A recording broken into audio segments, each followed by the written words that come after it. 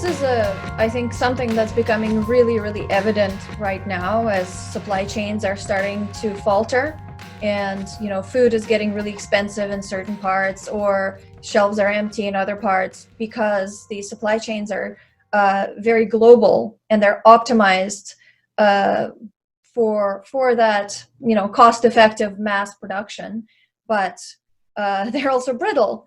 And how do we redesign things on a more global or on a more how do we redesign things on a more local level? What do you think are the components, and at what scale do they have to be put in?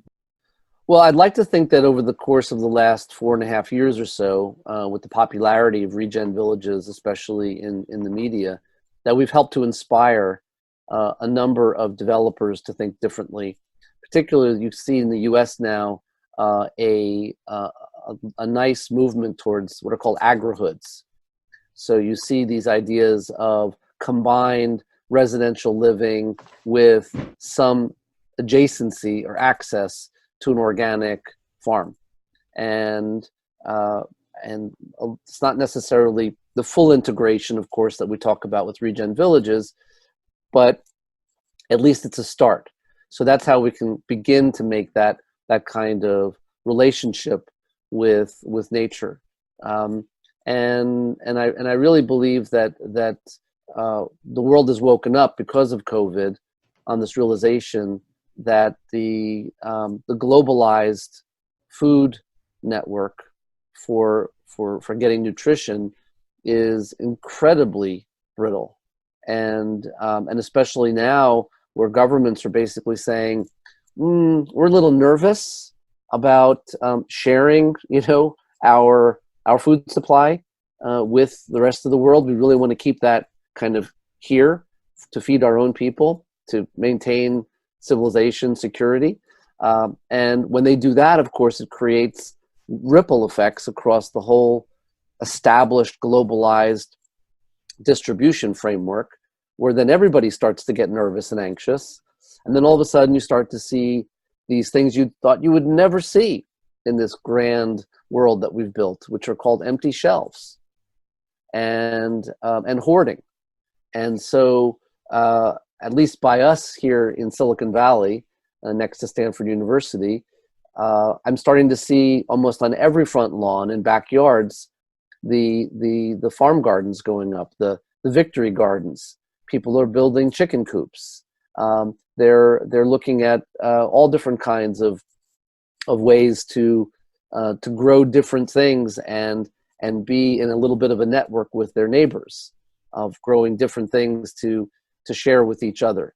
So that's happening right now because of COVID and because of people like ourselves and my family. If we're lucky, we get about maybe 50-60% of our food basket because of things that are just missing, because people have been shopping for it and putting it in their freezers or whatever it is. So there's been a lot of that going on. So yeah, we know that there's now an opportunity to create these communities and to spur the master planning around food and the master planning around clean water and clean energy and waste to resource management. It's not just one piece like energy or water or waste. It's the full basket of critical life support. And then you bring in, the energy positive homes that layer on top of that master plan. And then essentially over a period of a few years into the community, things start to really blossom and fruit. And certainly over a period of, by year 1 to year, let's say 7, a lot of those systems become essentially symbiotic naturally in ecosystems. So you get the right kind of pollinators coming at the right time, the right predators for the pests coming at the right time.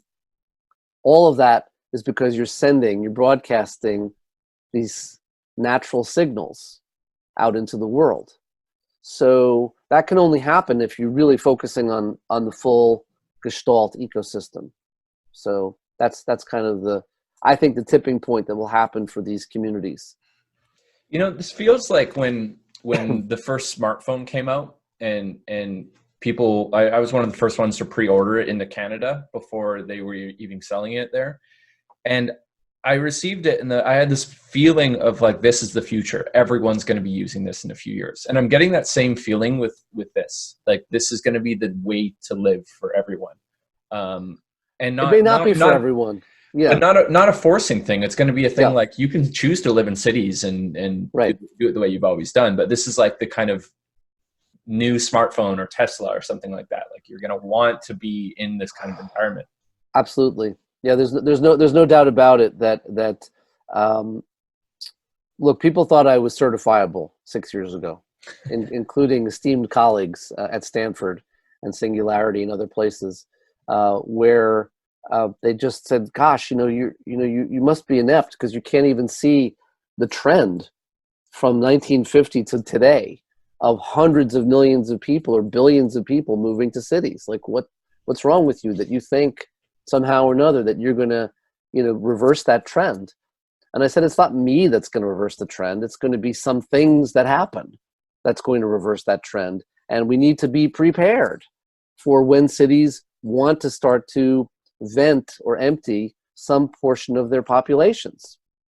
And that's exactly what's happened in the last 2 months. You've had entire urban areas, the wealthy folks, let's say from Manhattan, they went to the Hamptons, they went to upstate New York, Vermont, New Hampshire, wherever they had second homes.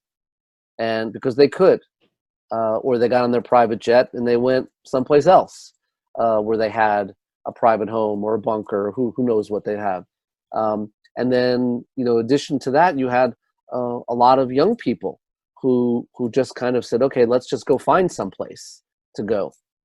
And also in Europe, you had, as soon as France had announced that, that Paris was going into a lockdown, you had this exodus of people trying to get to the provincial areas, and those rural areas, they don't have the capability to welcome those people as much as they were trying to welcome them over the last decades and bring them back out.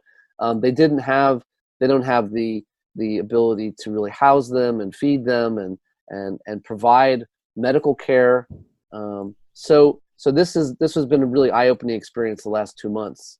That I agree with you that it's beyond a sort of a shiny iPhone. It's really now about safety and self-preservation, and then of course, ideally having hope that you can live someplace where you have a path to ownership, and also I think also the critical thing that's happened because of COVID is about work, and that employers now realize that they can actually have a good portion of their workforce not in an office and working from remote locations.